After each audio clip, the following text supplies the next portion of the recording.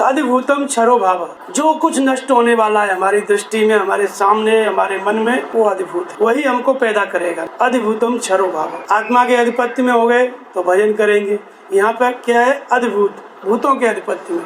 अब भूत माने कोई भूत प्रेत नहीं, भूत माने जीवित प्राणी। ये शरीर जीवित है, इसको भूत कहेंगे। पंचभूतों से निर्मित जो भी भोग्य पदार्थ है, ये भी भूत है। और दूसरा भूत क्या है? हमारे मन का संकल्प, क्योंकि 5 तत्वों से शरीर बना है और शरीर का जो सूक्ष्म आकार है उसका नाम मन है, स्थूल है तो उसका नाम शरीर है।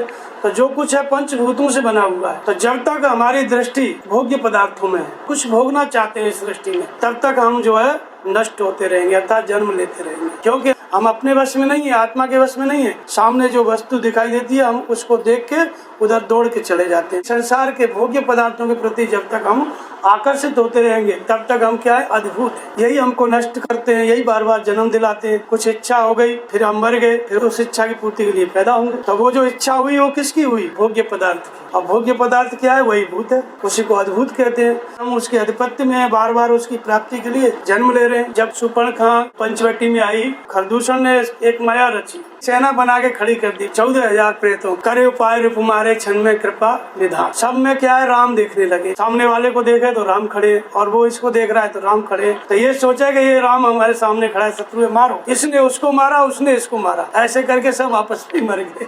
तो 14 सहस्त्र प्रेत, 14 अद्भुत। 14 अद्भुत का मतलब होता है 10 इंद्रियां हैं और मन बुद्धि चित्त अहंकार, ये 14 हैं। इनकी भोग्य पदार्थों में हजारों तरह की प्रवृत्तियां हैं। तो जब तक ये भोग्य पदार्थों की तरफ जा रहे हैं, हमारा मन जा रहा है, कुछ पाना चाहता है संसार में, तो पाना चाहता है, कुछ इच्छा है, तो इसको पैदा होना पड़ेगा, इसको मरना पड़ेगा, फिर जन्म लेना पड़ेगा, फिर कुछ पाने की इच्छा है तो फिर जन्म लेना पड़ेगा। तो इसलिए ये 14 अद्भुत मतलब भूतों के अधिष्ठान बने हुए हैं। भोग्य पदार्थों में दृष्टि है, तब तक हमको जन्म लेना पड़ेगा। अब इनसे मुक्ति कैसे मिलेगी? तो भगवान राम ने क्या किया?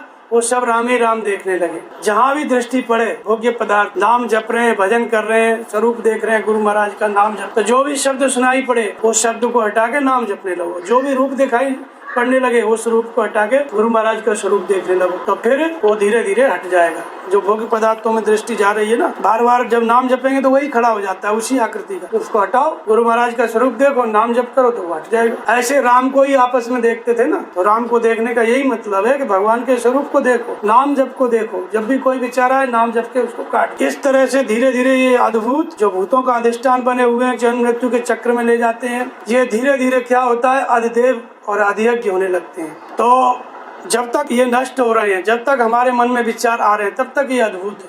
क्योंकि भोग्य पदार्थों में दृष्टि है, तभी मन में संकल्प उठ रहा है कि ये चाहिए, वो चाहिए, तब तक ये अद्भुत बने हुए।